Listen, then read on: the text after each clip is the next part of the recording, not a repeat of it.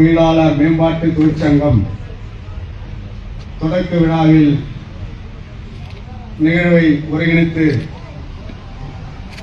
வரவேற்புரை ஆற்றி அமர்ந்திருக்கின்ற அன்பு தம்பி பேரூர் நகர கழக செயலாளர் பி. சந்தூர் அவர்களே,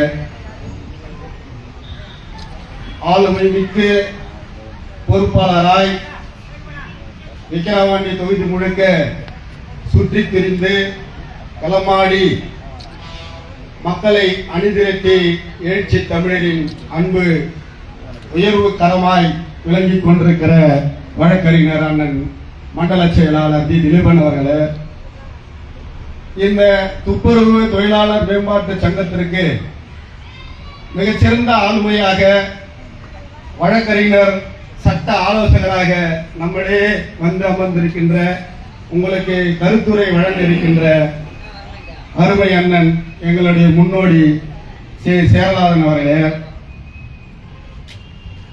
இந்த நிகழ்வுக்கு வந்து கலந்து கொண்டு சிறப்புரை ஆற்ற பார்த்துக் கொண்டிருக்கிற ஒன்றிய செயலாளர் அவர்களே, உங்கள் அனைவருக்கும் எனது முதற்கண் வணக்கத்தை தெரிவித்துக் கொள்கிறேன். துப்புரவு மேம்பாட்டு தொழிற்சங்கம் இந்த பெயருக்கு முன்பே மிக சிறந்த ஒரு ஆளுமை இருக்கிறது. மேம்பாட்டு தொழிற்சங்கம், ஒரு தொழிற்சங்கம் என்பது குறுகிய காலத்தில் சுருங்கி விடாமல் அதை மேம்படுத்தப்பட வேண்டும். அப்படி மேம்படுத்தப்படுகின்ற பொழுதுதான் அந்த தொழிற்சங்கத்தினுடைய வலிமை மிகப்பெரிய ஆற்றலாக அமையும். இந்த பெயரை கண்டிப்பாக நமது மண்டல செயலாளர் தான் தேர்வு செய்திருப்பார் என்று நான் கருதுகிறேன். ஏனென்று சொன்னால், ஒரு செய்தியை வெளிக்கொண்டுவதற்கு ஒரு சிந்தனை வேண்டும். அந்த சிந்தனை மிகப்பெரிய தெளிவாற்றலை பெற வேண்டும். அப்படி தெளிவாற்றல் பெறுகின்ற பொழுதுதான் ஒரு பொருளோ அல்லது ஒரு சங்கமோ ஒரு இயக்கமோ வலிமை பெற முடியும்.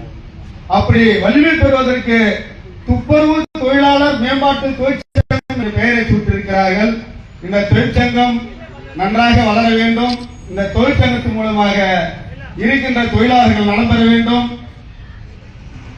அருமை தம்பி வெங்கடேச பெருமாள் ஒரு செய்தியை குறிப்பிட்டார்.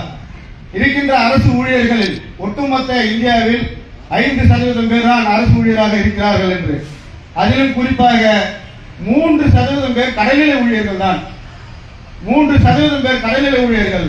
அவர்களுக்கும் அரசு எந்த விதமான அங்கீகாரமும் கொடுப்பதில்லை. அவர்கள் தினக்கூலி அடிப்படையிலே தான் வைத்துக் கொண்டிருக்கிறார்கள்.